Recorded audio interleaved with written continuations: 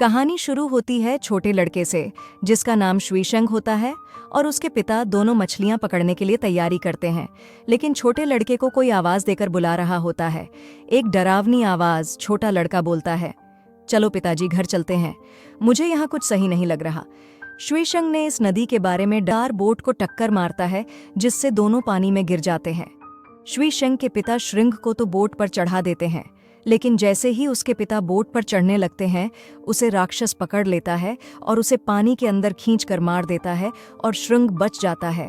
फिर इस बात को 10 साल बाद दिखाया जाता है। शुईशेंग बड़ा हो जाता है। वो अपने एक छोटे से गांव में रहता है। लान से दूर रहने के लिए कहता है। तभी गांव में हाहाकार मच जाता है कि नदी के पास लाश मिली है। गांव का बुजुर्ग मुखिया ने देखकर पहचान लिया कि यह वही राक्षस है जो 10 साल बाद फिर लौट आया है। उस राक्षस ने मुखिया के पिता को भी ऐसा ही मारा था। फिर गांव के लोग बोलते हैं, आप ही हमें बताएं, हमें क्या करना होगा। फिर मुखिया याद करता है और गांव वालों से कहता है, हमें फिर से बलि देनी होगी, जैसे 10 साल पहले एक खूबसूरत लड़की की। सारा गांव वाले मिलकर उसे ढूंढता है। तभी लान के पिता की रोने की आवाज आती है। जब लान देखती है उसका पिता उसके भाई को गले लगाकर रो रहा होता है।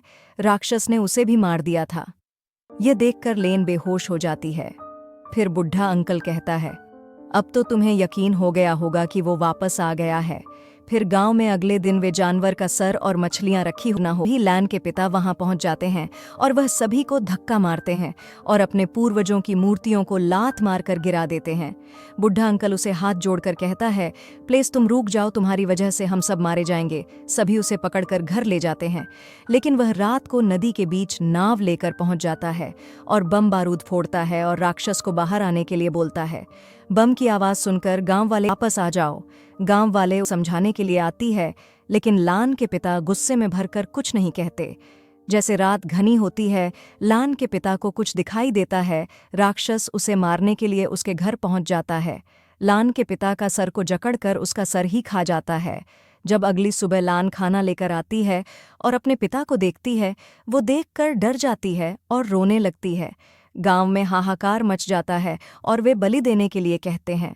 वे लान का नाम लेते हैं तो शुईशेंग और उसके दोस्त गुस्से से भर जाता है। तभी वहां पर लान आ जाती है और वह बलि देने के लिए तैयार हो जाती है। टीम तैयार करने लग जाता है। वह मदद के लिए अपने दोस्तों के पास जाता है। उनके पास एक बोट होती है और वे अपनी बोट लेकर लान की तरफ चल पड़ते हैं।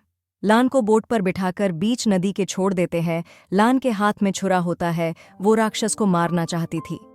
तभी वहां शुईशेंग और उसके साथी पहुंच जाते हैं और कहते हैं, वो एक शैतान है, उसने मेरे पिता को भी ऐसे ही मारा था।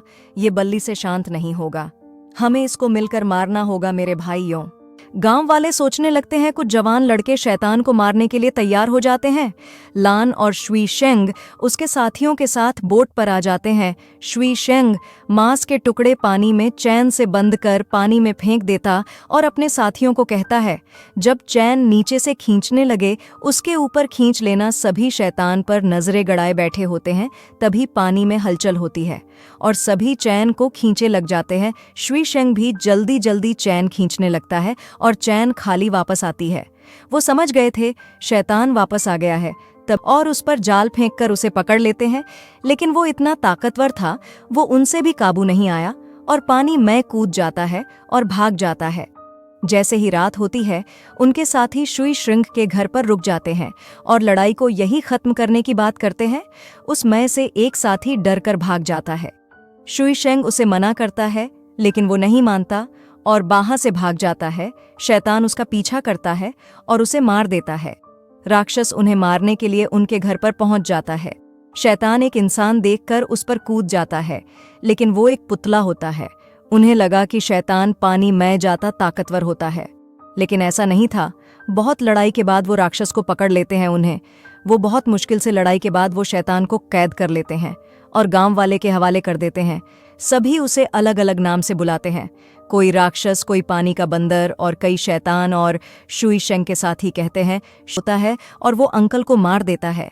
सभी गांव वाले नशे में पड़े होते हैं, जिसका फायदा उठाकर पानी का शैतान मैं तुमसे नहीं डरता और उसका मजाक बनाता है, क्योंकि शुईशेंग का भाई थोड़ा पागल सा होता है, इसलिए वो ऐसी हरकत करता है।